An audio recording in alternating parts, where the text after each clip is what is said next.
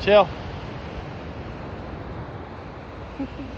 We are making our way out to the beach, the Atlantic Ocean. We're gonna dip our toes in the Atlantic Ocean officially for the first time on this trip right now.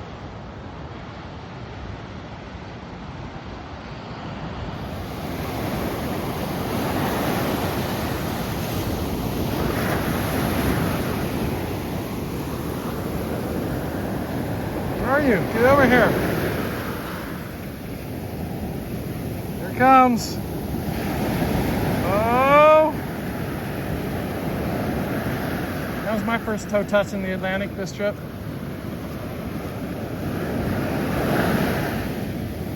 There it comes. Yeah! Jill. Yeah. Look at me. Tell me what we're doing right now. We're getting ready to insulate the boat because it's freaking cold. All right. Where are we at?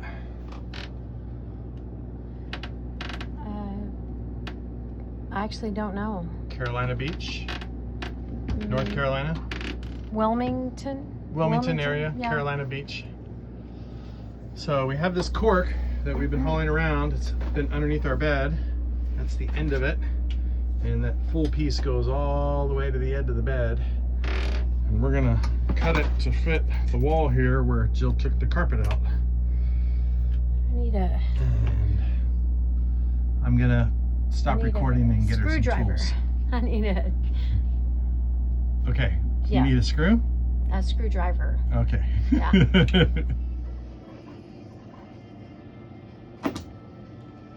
What are you doing? Trying to cut the cork without cutting the other piece of cork that's underneath it, using a plastic lid as a spacer between the two as I work Where's that cork gonna go? right here on that wall. Mm. After we measured twice, maybe should have measured 3 times. We'll find out here in a minute.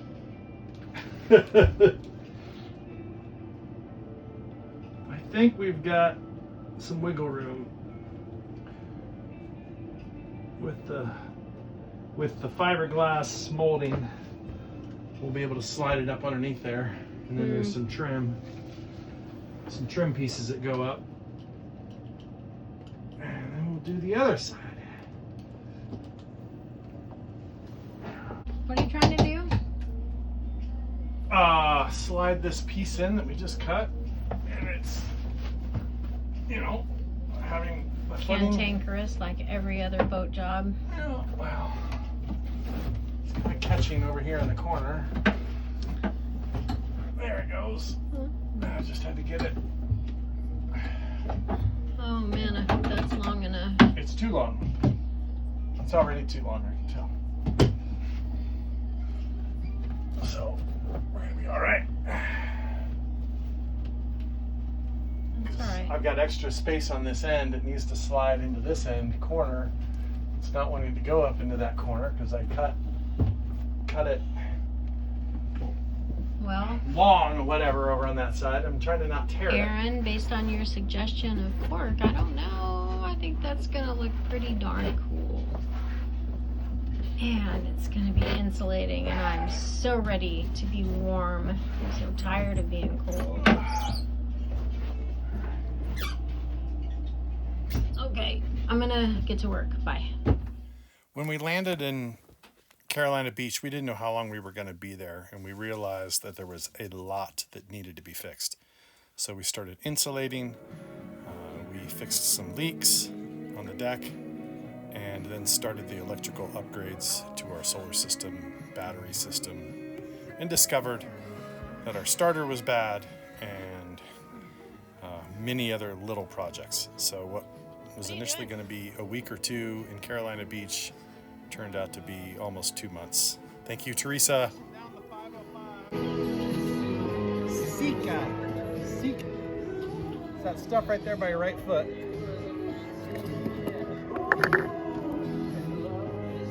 And it's what we use to seal up the windows. The window right in front of you. So we've decided our new saying is, it's a permanent fix until it's not. Because we could call it a temporary fix, but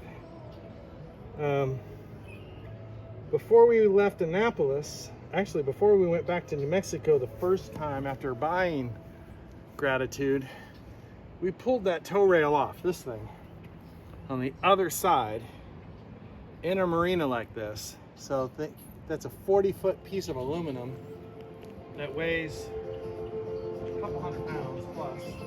I would say several thousand. And we rebutylled that whole edge to stop the leaks, because we have just a little bit of a drip underneath this tow rail, which is a common problem with hunters. And when I got online and read the forums, you know, the most permanent best fix is to remove the whole tow rail. So when we got Gratitude, I'm thinking, hey, we're going to fix everything right the first time. But that takes a lot of time, and when we take this tow rail off, we're going to do it on the hard, not in a marina. Because trying to get it back on here, the other one, just about killed us. May have almost cost us our marriage, I think, for a brief moment there. For a brief moment. So you see that big gap between the dock and the boat? That's pretty much most marinas. And the other marina was like that. The other marina that we were at was like that, where we took the tow rail off. The starboard side tow rail. That big pole that you see is the whisker pole. That's for another sail. But right behind that is an aluminum rail that you can clip stuff to. It's a really handy rail. It's really handy for clipping like fenders to, and tying off if you don't have a good place to tie off. And the way hunters are built, they're really good for breaking tows. Yeah, that's why they right? call them tow rails. So the way hunters are built, I was going to say that, so the hull of our boat is one big mold piece of fiberglass. The top half is another molded piece of fiberglass. And they were hand laid back in the 80s, so it's very well built, overbuilt. It's like about that thick fiberglass. And they then sandwiched the two pieces together, put this tow rail on, and bolt it down all the way. There's bolts all the way down, and there's that butyl tape that you see around windows, and it's like silly putty, but not like plumber's putty, but it's for sealing stuff. Well, it's very sticky. It's very sticky, and it stops all the water, but it's messy. And like on that tow rail, I'm not finished bolting that one all the way down, but it's holding water. And it's not holding water. It's not allowing water to leak through. It's pushing water out. And Jill could show you over there where it mushed out when we sandwiched it together. We got to go back and clean all that up on another warm day. It's our first warm day in North Carolina. All that black stuff that is along the tow rail is butyl.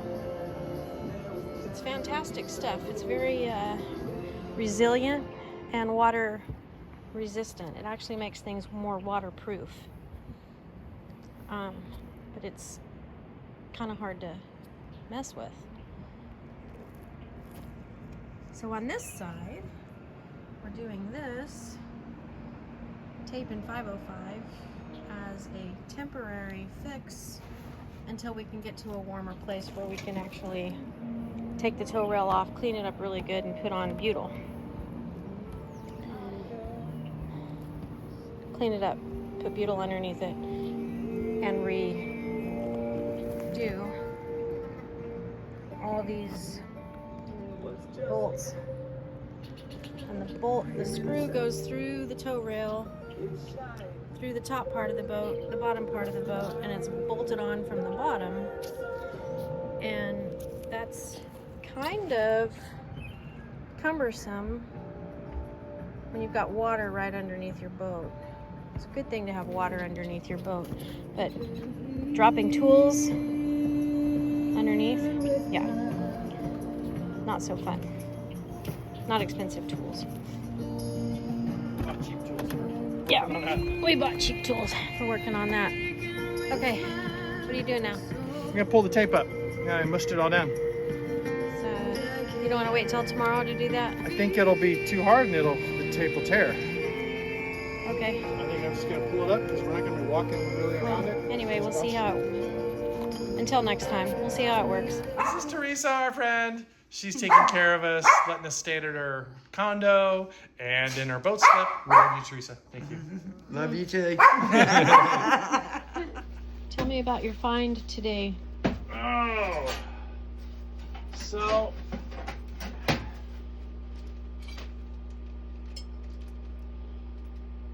don't know what these go to. I was online. I was trying to find parts for our winches. And I was searching Craigslist for boat parts, and I saw a listing for a propane, brand new propane Force 10 stove made by Seaward, which was the same company we had in here, brand stove we had in here before, but it was natural gas. And if we ever get south of here and into the Caribbean, we're not going to be able to refill our natural gas bottles. So this $2,300-ish stove online at West Marine or Defender RV or Marine Defender Supply. That was kind of the list price. He had it listed for $800. We talked him down to $600. It's never been used, never been installed in a boat, brand new. Brand new. Sitting in a boat warehouse of sorts, boatyard. So it's a little dusty, and but it absolutely fits perfectly. Lines right up to the existing gimbals. Yep, you don't have to redo any of the gimbal hardware. Don't have to do any of the mounting hardware. And it gimbals when we're underway. It gimbals, yep. I just have to do some cleanup, and we got to get the gas line installed. And propane is apparently much safer than. Well, it's arguable. Well, anyway. Propane is more readily available. More readily available is for sure. I actually think natural gas is safer, but natural gas is lighter than air. It rises. Because you're a fireman. Well, yeah. All okay. right. So it's not installed yet, but it's on. It's in there and it fits perfectly. It's just not plumbed. It's installed. It's just not plumbed. Right. I mean, that's what I mean. Yeah. So anyway, it looks really nice. I think you're gonna enjoy cooking me meals in that. Yep. Good night. It's dark. Good night. We gotta go upstairs.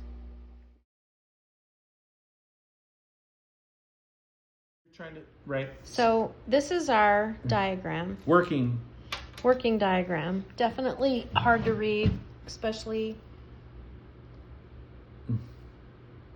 on a piece of graph paper. Well. But Kevin, explain. Yes.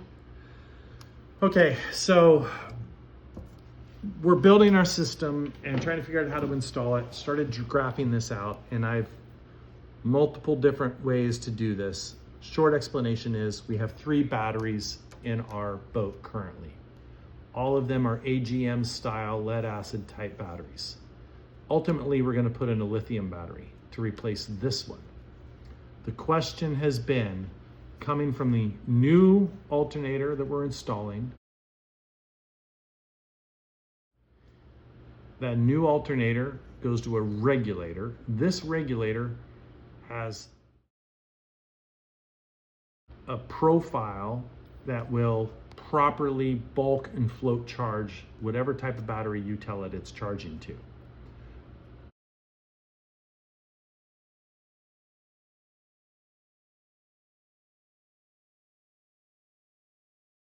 And I did not understand whether the better setup was to go from this regulator to the lithium, potential lithium, or the house battery. Or the house battery. The house battery, which will then be lithium soon. So So we're trying to build the system so that when we get the lithium battery, we can just drop it in. Disconnect the positive negative wire and drop in the lithium. So if we go from this regulator to a lithium battery, most lithium batteries, well, all lithium batteries have a BMS built into them or assembled on the top of them. It's called a battery management system. The battery management system does the same thing that this regulator does, but it's specific to the battery, the lithium battery. And lithium batteries will take as much energy as they can absorb, and when they're full, the BMS shuts off the input into the battery. What we were just reading on the paperwork from Balmer regarding this regulator and that scenario where a BMS shuts down the input into the lithium battery, if the BMS shuts down input into the lithium battery before the regulator is turned off, the alternator could burn up. And burn up in that process would burn itself up and potentially the regulator. So it's not that's necessarily what Mark was going to. talking about. I don't know. I don't know. Okay. I don't know if that's what Mark was talking about. That's a scenario. So we're going to redraw this diagram, and when we get it cleaned up, we'll show you it. But currently.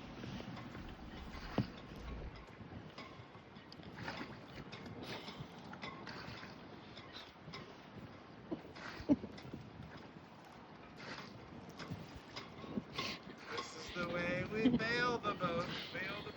Bail the boat. That's the way we bail the boat. So we're gonna take the outboard motor off the dinghy. So, because it's so freaking cold, the Zodiac is not holding air, and it keeps trying to sink the outboard motor. So we're gonna put the outboard motor on this outboard motor prop on the boat and hopefully not get soaked because it's so freaking cold. Was it rain last night? Yeah, it rained last night. We're just all kinds of stuff going on. So, we just spent some time pulling that propane line through to the propane tank. Eventually, the propane tank is going to live right down here in the lazarette where we sit when we're steering. It's a sealed compartment. And I spent an hour tearing this apart and cleaning it. And we're going to put new glass over that to make sure the electronics are well protected. And this guy is a hole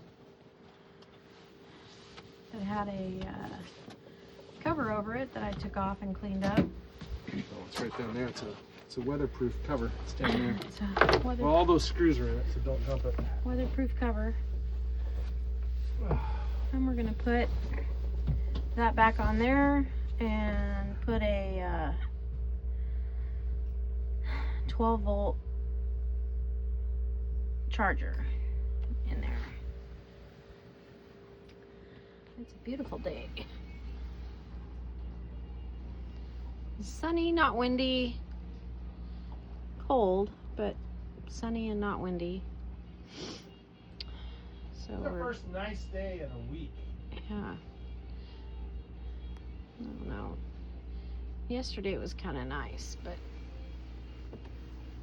it's just good night.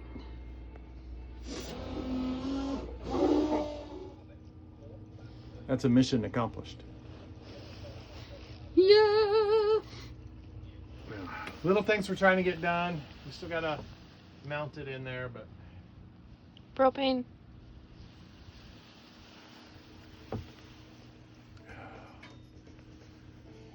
So next I think we're going to start either just fitting the solar panels onto the top, make sure they're going to fit. And then start doing wiring. One propane panel is going to go up on this. Solar panel, not propane. Sorry, solar panel is going to go up on that. Other one's going to go up on the bimini. And they're in the box right there. And they're in the box right there. Tighten down.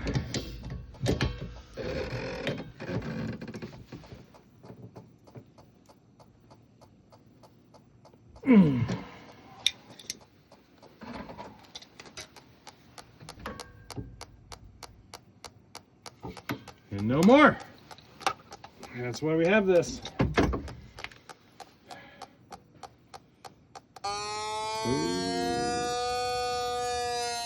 That's an angry sound. Oh, we want to know. We want to not ignore angry sounds.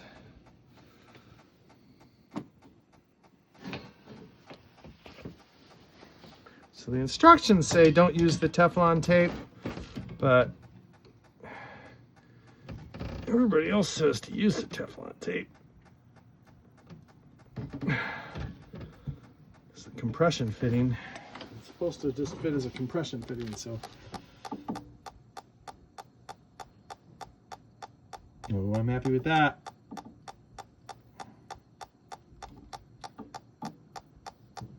No more angry sounds. I don't like angry sounds. Well, but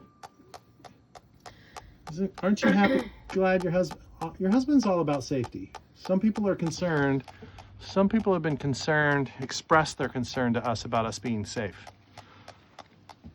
Little things like this that I'm doing to keep us safe. So Mom, Dad, Grandma, Tim, Jeff, Doug and Becky, everybody else, we're being safe. So we just took out Ooh. CNG system, and now we're going to figure out how we're going to secure the bottle in there. We gotta get a propane bottle mount. Well, we're going to make one. The Seaward manual, did it have a parts? Burners are burning. Well, one's burning. All three were burning. Yeah. We finished the propane stove installation and removing all the natural gas components. Jill got her sewing machine out and replaced some zippers on the Dodger and Bimini. And in next week's video, we'll be working on electrical stuff. Solar and alternator and starter. Are you recording? I am recording, but A little seconds. one of the discussions that we were counting down having, yet? it is counting down. Okay. So, new pulley, new OEM second style. generation OEM alternator, which is going to charge the batteries in the back, and It's getting replaced. it's getting It's gonna be a replaced backup. with this It's gonna replace this one. monster. This one's gonna go like this, right there. And we actually have an extra pulley, so I'll probably go ahead and just put the other pulley wheel on here. So if we ever needed to put this on, it's ready to throw on to get us moving if this failed for some reason. This thing shouldn't fail, but It's stuff happens. We continue to work on the wiring, replaced all the old wiring, got our new lifeboat that we installed the mounting bracket for. And in the middle of all this, we happened to find a boat in the marina that was sinking, that we saved from sinking to the bottom. And we'll share all of that with you next week. Subscribe, like, comment, and see you next week.